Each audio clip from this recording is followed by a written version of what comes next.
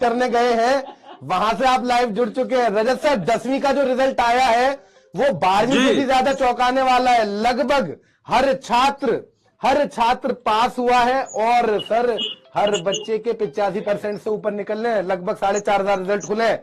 इसमें से बहुत सारा बच्चा आर्ट्स में कन्वर्ट होगा।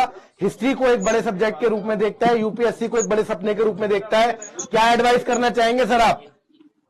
सर ये वास्तव में रिजल्ट जो है चौंकाने वाला है और मेरे ख्याल से अपने विद्या कुल के लगभग 100% बच्चे निकल चुके हैं और मेरे ख्याल से 90% से ऊपर बच्चे जो हैं वो इस समय लगभग 87% के आसपास हैं।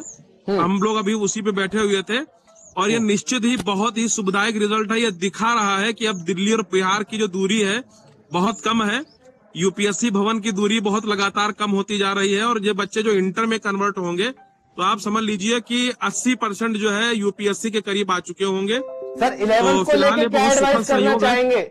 11th में बच्चे लोड कम लेते हैं लेकिन बैच हुंकार 2026 11th का बहुत जल्दी शुरू होने वाला है। मैं बिल्कुल ये भी कहना चाहूंगा, इस बार जो इंटर का रिजल्ट आया है, जितने भी बच्चों ने इस बार टॉप किया है उनके इंटरव्यू में एक बात निकल के बाहर आई है कि कक्षा 12 के पहले कक्षा 11 जो होता है वही स्टेट रैंक क्लियर करता है। राइट। कक्षा 12 में हम सिर्फ प्रैक्टिस करते हैं, सीखने का काम केवल कक्षा 11 में ही हो सकता है। तो अगर स्टेट रैंक या आगे का भविष्य संभालना है तो कक्षा 11 को कक्षा 12 से भी सीरियस लेना होगा। तो सर वो छात्र जो अभी भी इतनी एडवाइस के बाद भी कक्षा 11 में सीरियस नहीं होंगे, उन्हें किस तरह के परिणाम आगे देखने पड़ सकते हैं अपने रिजल्ट में? बस सर हम यही कहेंगे, पास तो हो जाएंगे लेकिन बाकी पास होने से कुछ होता नहीं है। तो पास हो जाएंगे, बाकी अगर स्टेट रैंक का सपना है, डिस्ट्रिक्ट रैंक का सपना है, यूपीएससी का सपना है तो फिर वो रास्ता उनके लिए 5 साल और लंबा हो जाएगा। यानी कि जो सपने से दूरी है वो लगातार बढ़ती जाएगी और 5 की संख्या में बढ़ेगी। सर रजत सर, आपके बाल दिख रहे हैं सर और माथा दिख रहा है, आप नजदीक ले आए थोड़ा फोन को। हाँ सर, अब आप एक अच्छे संवाददाता की तरह सर हमारे साथ रिपोर्टिंग करें।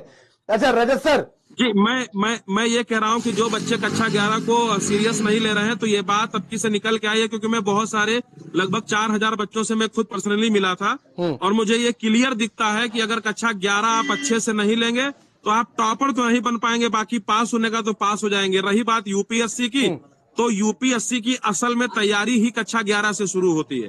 सर अगर आपने उसको छोड़ दिया तो सर जो स्टूडेंट अभी 10वीं से निकल रहे हैं, यदि वो आर्ट्स लेते हैं तो किस तरह के फील्ड उनके लिए खुल जाते हैं आर्ट्स से अलग, यूपीएससी से अलग? अगर आर्ट लेते हैं तो आर्ट के माध्यम से वो सिविल सर्विस में तो जा ही सकते हैं, आईएएस भी जा सकते हैं, बीपीएससी के तमाम एग्जाम्स हैं उसमें जा सकते हैं। आगे अगर वो प्रोफेसर बनने का सपना रखते हैं तो प्रोफेसर भी बन सकते हैं, राइटर भी बन सकते हैं। अगर वो पोएट्री में जाना चाहते हैं तो पोएट्री भी कर सकते हैं, इतिहासकार भी बन सकते हैं क्या सर?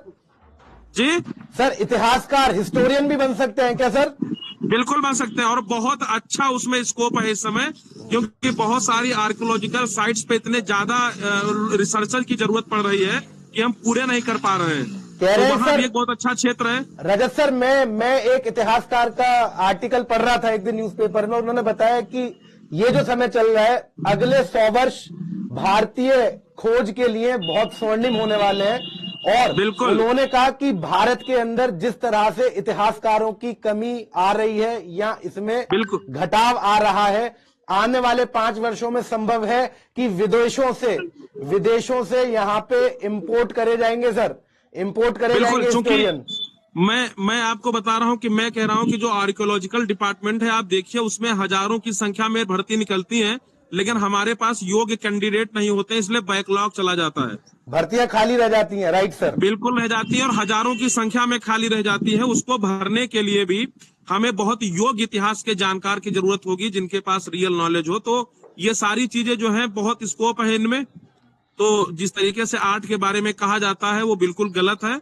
रियलिटी जो है वो आर्ट में ही आपको समझ में आती है कि हाँ, जीवन वास्तव में जो अध्ययन का क्षेत्र है वो आर्ट में ही खुल के बाहर आता है। Thank you so much sir, thank you so much जुड़ने के लिए। मुझे आशा है कि हमारे इस कन्वर्सेशन को, इस वार्तालाप को सुनने के बाद बहुत सारे बच्चे जो अपने एडमिशंस में डिले कर रहे हैं 11th में, वो बिना देर करे विद्याकुल एप्लीकेशन को इंस्टॉल करेंगे। हुंकार 2026 बैच जो क्लास 11th के लिए निकल गया है उसमें एडमिशन लेंगे और अपनी पढ़ाई शुरू करेंगे। Thank you so much Rais sir हमारे हेड ऑफिस से जुड़ने के लिए। Thank you so much, thank you so much sir. Hello बेटा, नमस्कार, कैसे हैं आप? हेलो। हेलो।